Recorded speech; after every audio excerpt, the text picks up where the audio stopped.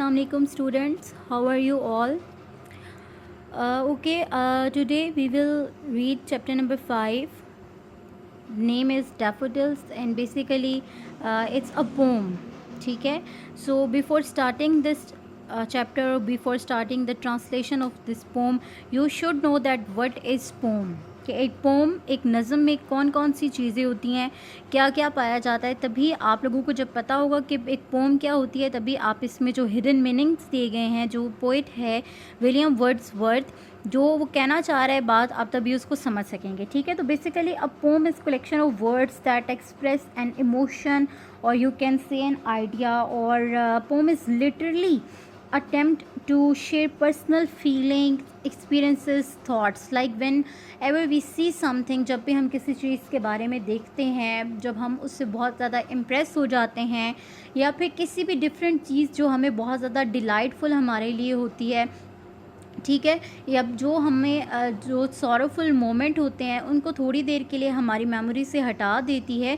तो ऐसी चीज़ों के बारे में जब हम अपनी थॉट्स शेयर करते हैं, अपने जो हमारे व्यूज़ हैं, जब वो लोगों को बताते हैं, तो उसको बेसिकली कहते हैं पोम. ठीक है. और ये जो पोम है डैफोडिल्स कहते हैं गुले नरगिस, यानी नरगिसी फूलों को. ये देखें यहाँ पे आपकी बुक में पिक्चर भी दी गई है. आप लोगों ने भी अक्सर देखा होगा जो लेक्स होती हैं या जो इस किस्म की झील वगैरह के किनारे जो इस किस्म के फूल बने होते हैं, वाइट कलर के होते हैं या फिर गोल्डन कलर के भी होते हैं.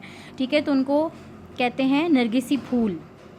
और ये पोम लिखी है विलियम वर्ड्सवर्थ ने, जिसको वैसे भी पोइट ऑफ नेचर कहा जाता है. ठीक है. क्योंकि विलियम वर्ड्सवर्थ की जितना भी हम लोग उसने लिखा है, जितनी भी हम उनकी पोम्स पढ़ लें, सब में नेचर के बारे में हमें बताया गया है. ठीक है. तो इसके ट्रांसलेशन हम लोग स्टार्ट करते हैं. पेज नंबर 51 पे आ जाएं. I wandered lonely as a cloud. एक दिन मैं तन्हा घूम रहा था जैसे कि बादल. ठीक है. वॉन्डर्ड के ऊपर मीनिंग भी इसके लिखे हुए हैं. That floats on high over vales and hills, जो पहाड़ों और वादियों में तैरता है. फ्लॉट्स कहते हैं तैरने को. ये ओवर है. ठीक है. ये ओ के बाद एपोस्ट्रोफी लगाई हुई है, इसका मतलब ओवर, ऊपर. When all at once I saw a crowd, जबकि अचानक मैंने एक हजूम देखा.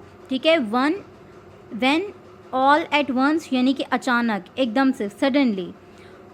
A host of golden daffodils, सुनहरी गुले नरगिस का हजूम. A host यानी एक क्राउड आप कह सकते हैं, या बहुत सारी, लातादाद, बेशुमार. Beside the lake, झील के किनारे के नज़दीक. ठीक है. Beside कहते हैं ना करीब को, झील के जो किनारा है उसके नज़दीक. Beneath the trees, दरख्तों के नीचे. Fluttering and dancing in the breeze, हवा में झूम और नाच रहे थे.